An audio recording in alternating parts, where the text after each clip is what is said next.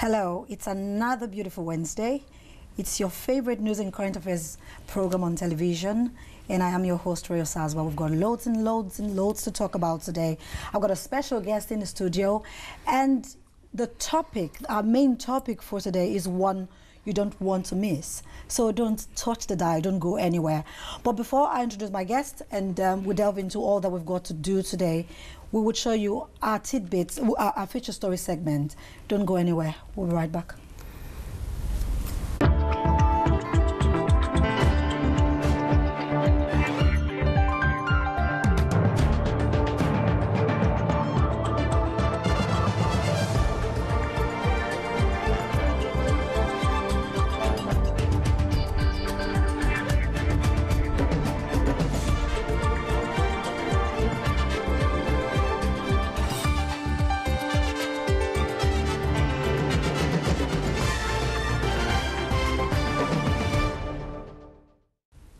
Welcome back.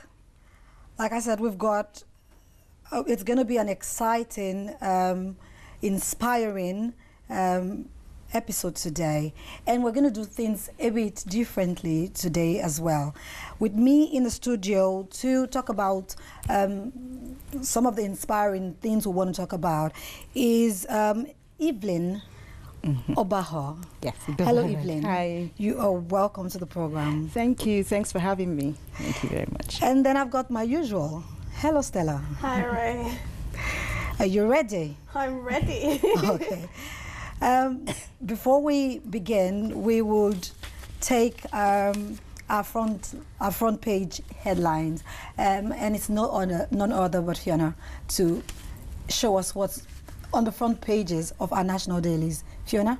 Hello, Ray. Well, today on our front page headlines, it begins with a question to the Home Secretary on the Independent newspaper. It says, so what have immigrants ever done for us, Theresa? And right here it says, apart from starting businesses, employing people, filling the NHS jobs, and adding tens of billions to the economy since the turn of the century. Now there is more report and analysis on the Home Secretary's extraordinary attack on immigrants, and that's on page 8. And moving on to the Times newspaper, we've got secret plan to deport thousands of migrants. The EU threatens African nations with aid cuts. And on the left-hand side, we've got children will work until they hit 100 years old, a futurologist tells head teachers. And finally, on the Daily Mail, on the migrant situation, it says the woman with guts to tell the truth. But Theresa May faces backlash from big businesses and the left. And that's all we've got today on our front page headlines.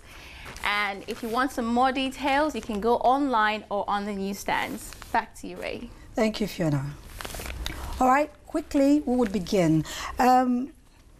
We are looking at a really sensitive topic today, and really that's why you're here, Evelyn. Yeah. We are looking at the topic, rape. Yeah.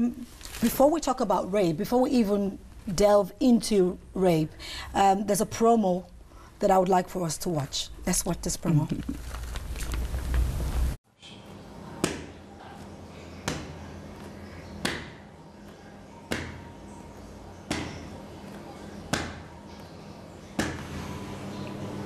There's an issue which we need to tackle.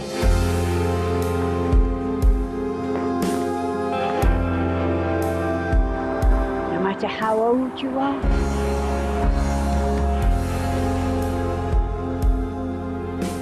or how young you were when it started.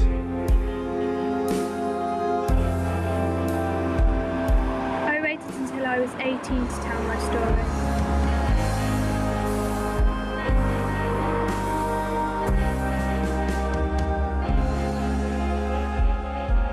Some things are just not that easy to wash out.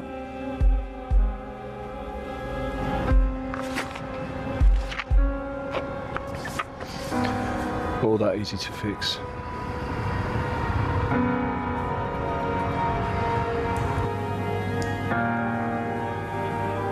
And just because I like to go out,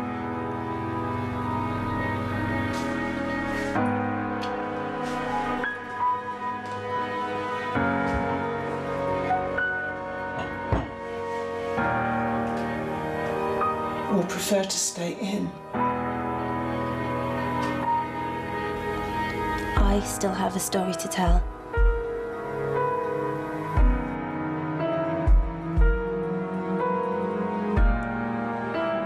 Together, we can educate and speak up.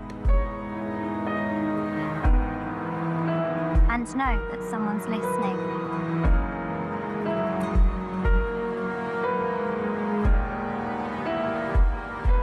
Hello?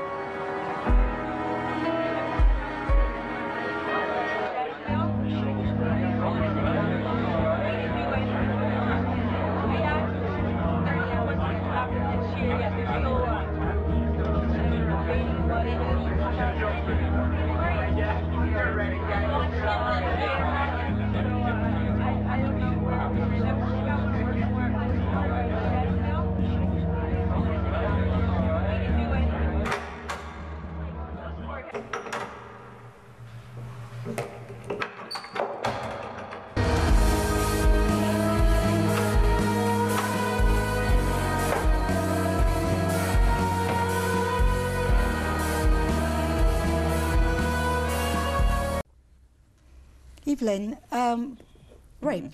Yeah. It's a subject you are passionate about. Why is that? Well, because I'm a survivor of rape.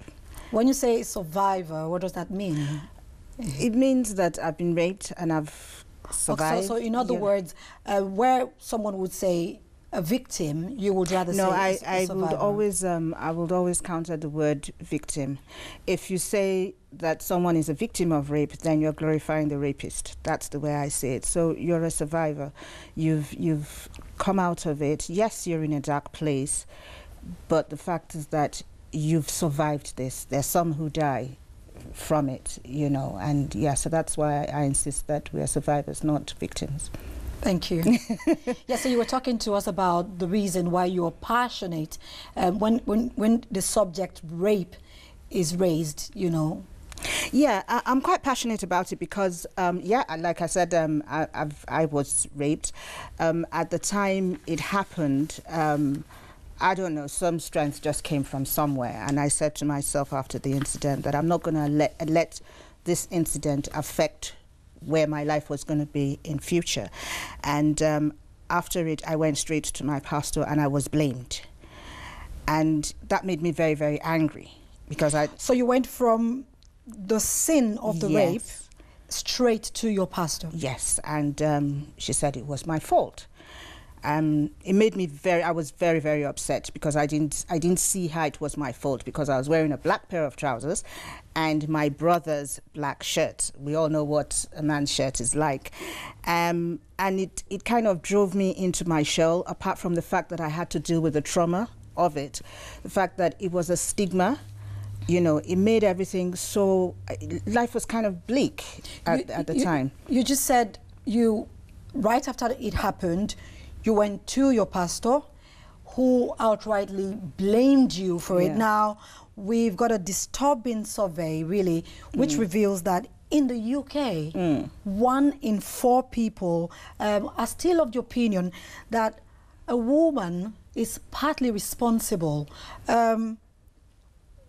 for her being raped. And you know, I said that now because you just said you went to your pastor and you were blamed for it. The survey says mostly, especially for women who were raped whilst they were drunk. Now, you said there's a whole lot, you know, school of thought that say when you wear short skirts and you get raped, is your fault. When you wear high-heeled shoes, when you dress in a certain way and you're raped, it is your fault. But you just said I was wearing a pair of trousers, black trousers, so you couldn't see anything, and a black shirt. Now, I strongly say this: there is absolutely no reason under the sun for anybody to rape you, regardless of how you look. Regardless of how you look, anybody who does that is sick and needs help. So there's no excuse. The drunk woman, you're taking advantage of her. because she's drunk. She doesn't know what she's doing. And you're just trying to assert your power on her. The rapist looks for, is trying to assert power that he probably didn't have before. It's a lot about power on the rapist side. So no, there's no excuse. I have heard, and I'm sure you've heard of that saying, that when a woman says no, she actually means yes. Well, if she says no, and I mean, the rape is not lie down there. Excuse me if I'm being too crude. Open your legs. No, for me. I was choked. I was actually being strangled. So I mean, if I'm saying no and you're strangling me, thinking that that's yes, I mean, come on. How do you want to explain that? So it's not. I would like to say something. Going back to the short skirts and the short top. Okay, many people would argue that the woman herself is actually attracting that man to her by wearing short mini skirts and, you know, revealing probably private places, possibly attracting the person who probably might not have wanted to do that. But as far as they're concerned, she's just like Ray said, she's pulling them towards him, and that could be for some reason they're practically saying, okay, yes, that's not their problem. It's the rapist's problem. It if means you ask me, there needs to be a reorientation, because recently, I mean, not too long ago, the singer Chrissy Hind, actually she was blasted for suggesting that women should be blamed when they are raped. She was raped when she was 20, and she's 60. She's over 60 now, all her life. So for over 4 decades, she's blamed herself for what happened to her. That's a psychological thing. So how do we correct that? Because you find that so many survivors or victims, as the case may be, that's the impression that they have. So that's why I'm here, to tell everyone out there that you must first and foremost stand up and say no to rape. It's not, I'm not saying that it is good to be, wear the miniskirts and stuff like that. I'm not saying that. People wear things for their own different reasons. But for the rapist, there's that control. Okay, let me not use the word rapist, because you said you attract, you're attracting men to you. There is what they call self-control. You should be able to control yourself. It's not the woman's fault at all, in any way, shape or form. It's not her fault. So first and foremost, that has to be done. You have to let every woman out there know that. I mean, it's like I was explaining to someone, it's like, because when I was in Nigeria, I had armed robbers come into my house. And after that incident, I felt safer outside my house. And the feeling I had was that someone I don't want has come into my house and has, gone into all the rooms. Invaded your privacy. And I didn't like that. So it's kind of like the same. This is your body, a sacred body, and someone has taken it against your will. I mean, it doesn't matter. It doesn't matter if you were drunk, if you weren't properly dressed, if you were fully dressed, if it was in a club, if it was in your house, if it was in an office. It could be anywhere. It's wrong, and we should stand up and say no to it. But the fact that you said, okay, someone is drunk, how intoxicated were they to the point that they would say that, okay, they didn't give consent? Because I'm sure some people claim that they were drunk, but they apparently at times, when they're found in that situation, some of them have consented to it and then afterwards regret it and said it was the drink taking over. Well, that's a different thing. That's extremely different, because the person consented. We're talking about non-consent. Taking advantage. Yes, you're taking advantage of this. I mean, there's some men that spike your drinks when and it's because they have an intention. They have an intention. Nobody's going to just spike your drink, like, if it doesn't have an intention. So if the person is drunk and has consented, that's a different thing altogether. But someone may not necessarily consent by saying yes, but in their actions at that time due to the drink. So would you say that the man has also taken advantage? Because there's been many cases like this and it's gone to court. He has taken advantage. You would still... Yes, as long as it's not done in your right frame of mind, it is, you have taken advantage of her. Yeah. Okay. Now, Evelyn, quickly, we're going to be looking at the issue of reporting. Data shows that 1 in 10 people who experienced rape, it's just 1 in 10 that actually would come forward. In your case, you said you, right from the scene, you went to someone who you could trust, someone who you thought I could trust, would give you hope. Instead, you were judged. Could this be the reason why reporting rape is very minimal? It is. I had given a radio interview at some time. I told my story and everything, and because it happened during the course of work, and my former boss, whose organization I used to work with at the time, called me on the phone and was lambasting me. How dare I mention the name of the media house that I worked in at the time. And he upset me because I was like, I thought you were calling me to offer your condolences, and he was actually shouting at me on the phone that if I'm going to give any interview next time, I shouldn't mention his establishment. Yes. So the stigma, that's it. I also I have a girl who was raped twice. She was raped when she was 9 years old, and she told her mom. She was raped by her elder cousin, but she told her mom, and her mom told her off. And then she was raped a second time when she was 20 by an armed robber. That must have been hard. Yes, by an armed robber. And from that time until I think she's about 29 now, she hadn't mentioned it to anybody except me, after listening to my show. And it's because she was told off when she was 9, that she didn't mention the second one to anybody. So you can imagine that kind of thing. So for me, we must speak out. That's the first step. And I say we must speak out because the rapist needs help. Nobody was born a rapist. Nobody was born a pedophile. Nobody was born gay and all of that. There is something. So you have to trace it back mostly to their childhood. Probably they saw their father beat their mom, and was powerless to do anything about it, or probably they were assaulted themselves, and felt that, okay, that they've killed all passion and affection. It's all go out for the kill. So it's more like a ripple effect. Yeah. So I believe that they should speak out about it. The survivors speak out. This is what has happened to me, so that the rapist will be caught. Yeah, but speak out. You encourage one who's been raped to speak out. Like you said, there's a lot of stigmatization that's associated with rape. Our society still haven't embraced the fact that it is not the victim or the survivor's fault. So what should we be saying to our society? What should we be saying to that individual?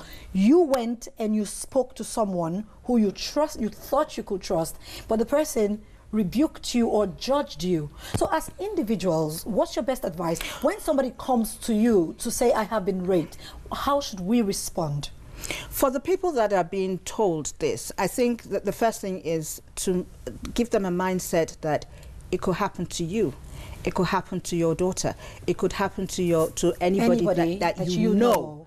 How would you react if it happens, to you?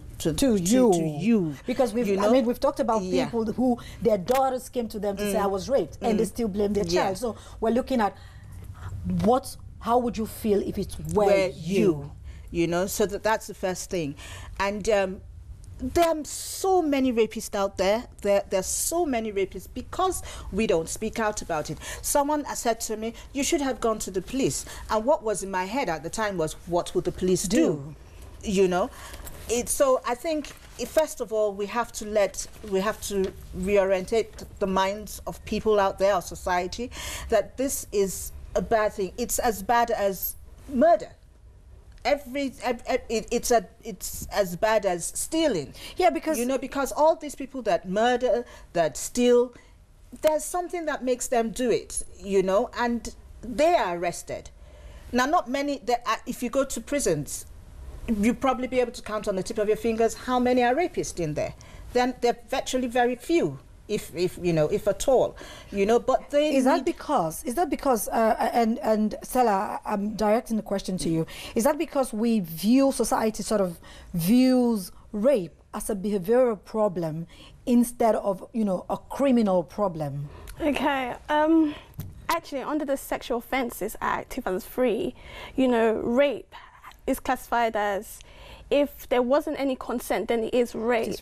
You know, and if you talk about the improvement of the judicial system in terms of rape, in terms of the law in that area, when the first Sexual Offence Act in 1956 was created, there was no definition of what consent was, of what actually constitutes to rape.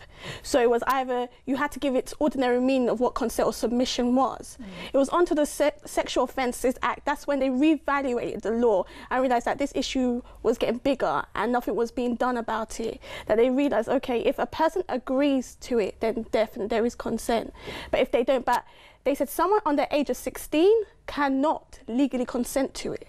So automatically that is rape or some of a mental disorder or so on. So I would say in that area that people have improved in the way they see sexual offence, because at the time this happened to you, when was that? Like over... It's about over 20 years ago. 20 years ago. So since then till 20 now... years ago, but we're talking here in the UK, 1 in 4 people still blame the woman, still blame the victim. Now, there is still a lot more work to done in that area in terms of the policing. After, you have to remember that most of the people that work in the police office, work in the police form, are actually men more than women. So they can't really sympathise or understand from a woman's point of view. So it's very important we let them know how it feels as a woman to be hurt, to be taken advantage of, when, you know, to be destroyed, because that's what it does, it destroys you. Evelyn just told us there are lots of rapists out there, but if you go into the prison system, you hardly find people who have been put behind bars for that offence. So it gives the room, you know, for people to consistently, you know, that's because we are not. That's because we are not reporting. I think based on even though you said reporting, again, it is actually that the prosecutor has to prove. He has to prove that the rapist is actually in fact guilty. So that's why it makes it challenging in the area to say, okay. Is that a problem with our judicial... And that is a problem with our judicial review. The fact that the prosecutor has to actually prove that he is guilty. Obviously, according to the law, you are always innocent until proven guilty. And I guess it is not doing the best for us that it should be doing, especially as a woman, unfortunately. So that is an area of law that they need to probably really look into and deliberate on. Okay, Evelyn, you've got a charity that you run solely to support and help victims or survivors, as the case may be. Can you tell us a bit about what you do? Okay, Haven of Light is the Just Eve organization supporting women of rape. What we do is people that come to us, survivors that come to us, we take them through their healing process. Then after the healing process, we find out what they want to do with their lives in, you know, whatever area, maybe fashion, media, you know, you name it. And we put them in that light so that they know that they can move on from this and that there's life after what has happened. And I use myself as an example. I've been through it. I've gone on, I've come out of it, I've gone on to do great things. If I can, you can as well. Now, I use the word unconventional because organizations, without putting them down, it's like the survivor is a model, you know? Take him through stage 1, take him through stage 2, stage 3, stage 4, and if they have maybe like 5 stages, once they get to the 5th stages, you're let loose, you're fine, you're free to go. But it isn't like that. We were talking earlier and saying that people's thresholds are different. Some people would, you know, for instance, in my case, I had an event. What I was actually leading up to all of this, I was actually marketing, looking for sponsorship for, you know, a program that I was about to launch. This, if it happened, and then the date was just probably about 4 days after, I still went on to have that launch. You know, other people might not be able to do that.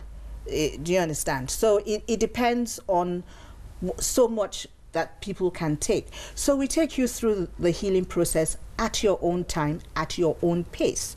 We go have fun days out. For instance, we go bowling. Just have fun, you know. If you want to talk, fine. If you don't want to, fine. No pressure. No pressure at all. It's at your own time and at your own pace. And gradually, when they start to have confidence in us, because survivors after that really don't have confidence in themselves, they don't have confidence in people, and most especially, they don't have confidence in men. It affects their relationships with men to a great extent, you know. And after the healing process, when you think you're ready, and you're like, oh, I want to change my job. I've always loved to be a fashion designer. Right, because I work in media, I have access to so many, you know, people that do so many things. And I'll say, okay, this is a fashion designer, go train for that person. So it's giving you a hope and a future. That's what Haven of Light does. Amazing. Finally, we're gradually running, you know, coming to the end of the program. But I am aware that you're a Christian. Yes, I am. And to a large extent, through all of this ordeal, your Christian faith has helped you definitely to come out strong, to come out a winner.